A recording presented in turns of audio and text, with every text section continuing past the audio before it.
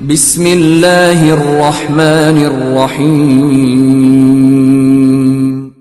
In the name of Allah, the Beneficent, the Merciful. السلام علیکم مولانا صاحب، میں تنویر حسین پرتاپ گڑھ یو پی سے. میرا سوال یہ ہے کہ ہم جوانوں کو کامیاب ہونے کے لیے نبی کریم صلی اللہ علیہ وآلہ وسلم کیا نصیحت فرماتے ہیں؟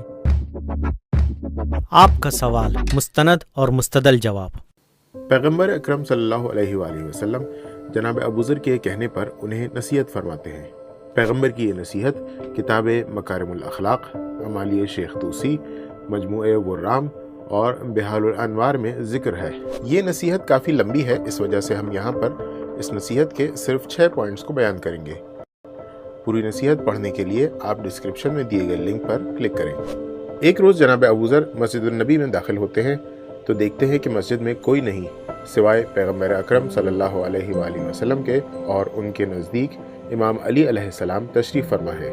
ابوذر اس موقع کو غنیمت جانتے ہیں اور پیغمبر کے قریب آ کر فرماتے ہیں، میرے ماں باپ آپ پر قربان ہو جائیں، مجھے کوئی ایسی نصیحت فرمائے جس کی وجہ سے خدا مجھے فائدہ پہنچائے. پیغمبر اکرم صلی اللہ علیہ وآلہ وسلم جناب ابوذر کی بات سن کر انہیں محبت بھری نظروں سے دیکھتے ہیں اور ان کا احترام کرتے ہوئے فرماتے ہیں، بے شک میں تمہیں نصیحت کروں گا، تم اسے یاد رکھنا اور اس پر عمل کرنا، کیونکہ یہ نصیحت تمام خیر اور نیکیوں کو اپنے اندر سمیٹے ہوئے ہے، اور اگر تم اس پر عمل کرو گے تو دنیا اور آخرت میں کامیابی تمہیں نصیب ہوگی.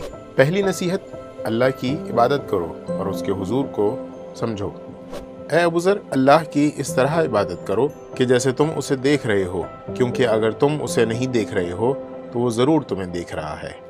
دونوں جہاں میں کامیاب ہونے کے لیے ضروری ہے کہ انسان خود کو اللہ کے حضور میں پائے، اس سے مانوس ہو، کیونکہ اگر کوئی خدا سے مانوس ہو جاتا ہے تو پھر وہ اس سے بات کرنے یا اس کا نام لینے سے نہیں تھکتا.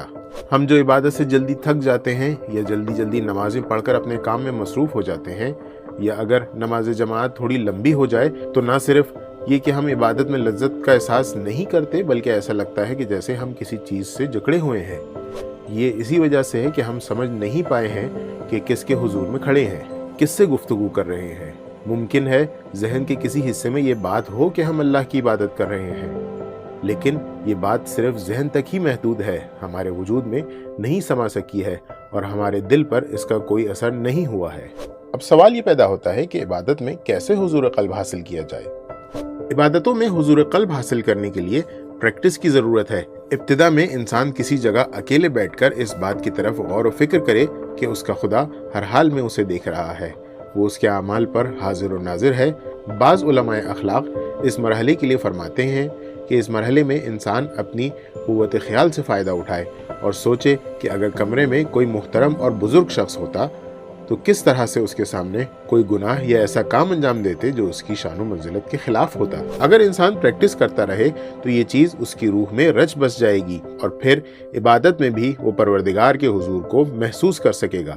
ظاہر ہے ایسی عبادت نہ صرف یہ کہ واجب کی ادائیگی کا سبب ہے، بلکہ روح کی ترقی اور کامیابی کا بھی ذریعہ ہے.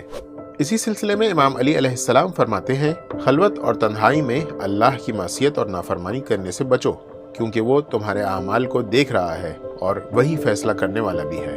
دوسری نصیحت، عمر کو غنیمت جانو. اے ابوذر، اپنی عمر کے سلسلے میں درہم و دینار سے زیادہ کنجوسی سے کام لو. اگر کوئی بہت محنت و مشقت سے پیسے کمائے تو وہ بہت آسانی سے اسے خرچ نہیں کرتا، چونکہ اس کی قدر و قیمت کا اسے بخوبی اندازہ ہے. لیکن اس کے برعکس ہم اپنی عمر کے قیمتی لمحات کو باطل اور بیہودہ کاموں میں برباد کر رہے ہیں، اور بعض دفعہ تو گناہ اور پروردگار کی نافرمانی میں اپنی زندگی کی مختصر گھڑیوں کو برباد کر دیتے ہیں. اس سلسلے میں آیت اللہ مصباح یزدی فرماتے ہیں، اس قیمتی سرمایہ کو مفت اور سستے میں دوست احباب اور بیوی بچوں کے لیے خرچ نہ کریں، دوسروں کی خوشی کے لیے بیہودہ کاموں میں اسے برباد نہ کریں، اور اسے گناہ اور معصیت میں بھی نہیں گزاریں. ہاں، اگر انسان خدا کی خوشنودی حاصل کرنے کے لیے دوسرے انسانوں کو خوش کرے، یا اپنے مومن بھائیوں کی ضرورتوں کو پورا کرے، یا اپنے بیوی بچوں کا خیال رکھے، تو ایسی صورت میں نہ صرف یہ کہ اس نے اپنی عمر کو مفت نہیں گنوایا ہے، بلکہ اس کے مقابلے میں اس نے مرضی پروردگار کو حاصل کیا ہے، جو ہر چیز سے زیادہ ضروری ہے. تیسری نصیحت، فرصت کو غنیمت جانو. اے ابوذر، لمبی آرزوؤں کے ذریعے नेक काम को न टालो। अरबी में तस्वीफ का मतलब होता है काम को टालना। नेक अमाल को अंजाम देने में एक सबसे बड़ी जो आफत पेश आती है वो यही तस्वीफ यानी काम को टालना है। इसी वजह से बाज़ रिवायत में इसकी शदीद मजम्मत की गई है।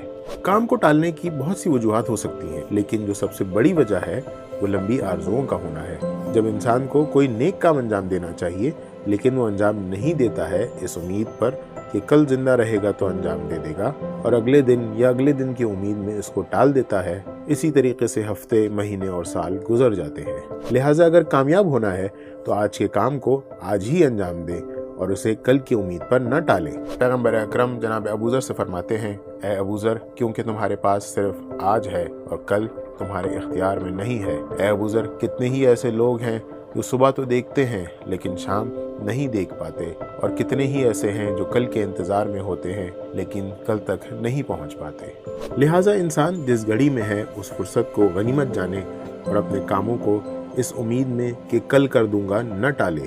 पढ़ते वक्त ये न कहें कि याद कर लूँगा, प्रोजेक्ट को ख़त्म करते वक्त ये न कहें कि कल ख़त्म कर दूंगा, क्योंकि हर दिन अपने साथ नई जिम्मेदारियां लेकर आता है। जैसा कि इमाम अली अलैहिस्सलाम जनाब मालिक अश्तर से फरमाते हैं, आज के काम को कल पर न टालो, क्योंकि कल अपने साथ अपना काम लेकर आता है। चौथी नसीहत, इल्म हासिल करो और इल्म के साथ अमल करो। दीन इस्लाम ने जितना जोर इल्म हासिल करने पर दिया है इतना किसी दूसरी चीज पर नहीं दिया, क्योंकि इल्म के दम पर इंसान कामयाब और कुदरतमंद बनता है। जैसा कि इमाम अली अलैहिस्सलाम अपनी एक हदीस में फरमाते हैं, इल्म कुदरत है, जो उसे हासिल कर ले वो कुदरतमंद बन जाता है, और जो उसे हासिल न करे तो दूसरे उस पर हावी हो जाते हैं। लेकिन सिर्फ इल्म हासिल करना ही काफी नहीं है, बल्कि इल्म पर अमल भी होना चाहिए। जैसा कि पैगंबर अकरम जनाब अबू ज़र से फरमाते हैं, ए अबू ज़र, बेशक क़यामत के दिन परवरदिगार के नज़दीक सबसे बुरा इंसान वो आलिम है जो अपने इल्म से फ़ायदा न उठाए, जो इल्म इसलिए हासिल करे ताकि उसके ज़रिए से लोगों की तवज्जो हासिल हो सके, तो वो जन्नत की खुशबू को नहीं सूंघ सकता है। ए अबू ज़र, जो इल्म इसलिए हासिल करे कि लोगों को इसके ज़रिए से धोखा दे, वो जन्नत की खुशबू को नहीं सूंघ सकता। उसके बाद रसूल अकरम सल्लल्लाहु अलैहि वसल्लम फरमाते हैं, ए अबू ज़र, बाज़ अहले जन्नत बाज़ अहले जहन्नम को खिताब करके ताज्जुब से पूछेंगे कि तुम्हें किस चीज़ ने जहन्नुम में डाल दिया, हालांकि हम तो तुम्हारी दी हुई तालीम और रहनुमाई की वजह से जन्नत में दाखिल हुए हैं। तो वो जवाब देंगे, बेशक हम नेकियों का हुक्म तो देते थे लेकिन खुद उस पर अमल नहीं करते थे। पांचवी नसीहत, अच्छे लोगों की सोहबत इख्तियार करो और मामूली गुनाह को भी बुजुर्ग समझो। दोस्त की जरूरत हर किसी को होती है, ये एक फितरी तकाजा है। यही वजह है कि इस्लाम ने जहाँ वालिदैन, बीवी और औलाद के हुकूक मुअय्यन किए हैं, वहीं दोस्त के भी हुकूक बताए हैं। चूंकि इंसान की कामयाबी और नाकामी में एक अहम रोल उसके दोस्त निभाते हैं। नबी करीम सल्लल्लाहु अलैहि वसल्लम की नज़र में एक अच्छे दोस्त के अंदर ये दो क्वालिटीज़ होना ज़रूरी हैं।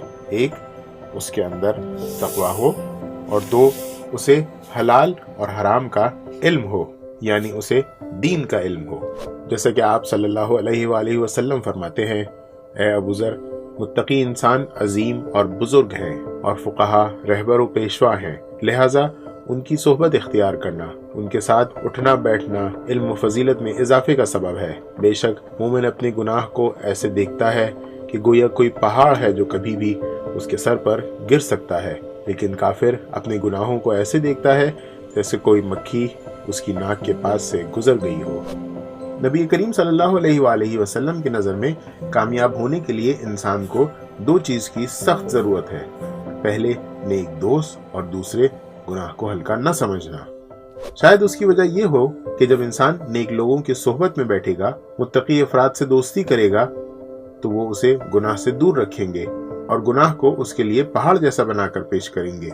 लेकिन अगर इंसान बुरों की सोहबत इख्तियार करता है तो उसकी नज़र में गुनाह को मामूली बनाकर पेश करेंगे और उसे गुनाह की दावत देंगे।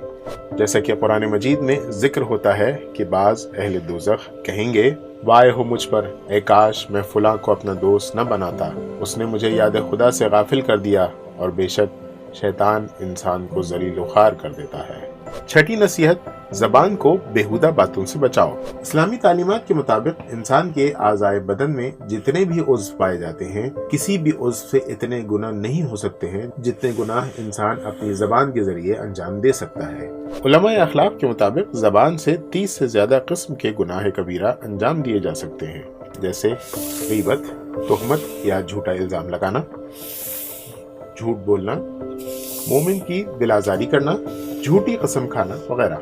इसी वजह से पैगम्बर अकरम सल्लल्लाहु अलैहि वसल्लम जनाब अबू ज़र से फरमाते हैं, ए अबू ज़र, हर वो चीज़ जिसमें तुम्हें फ़ायदा न हो उसे छोड़ दो, और इन बातों के लिए जो तुम्हें फ़ायदा न पहुँचाए अपनी ज़बान को न खोलो, और जिस तरह से अपने माल की हिफाजत करते हो उसी तरह से अपनी ज़बान की भी हिफाजत करो। उम्मीद करते हैं ये क्लिप आपको पसंद आई होगी और पैगम्बर अकरम सल्लल्लाहु अलैहि वसल्लम की बताई हुई नसीहतों पर अमल करके हम एक कामयाब जिंदगी गुजार सकेंगे। अपनी राय को कमेंट बॉक्स में जरूर पेश करें। रिसर्च टीम की तरफ से शुक्रिया। खुदा हाफिज। या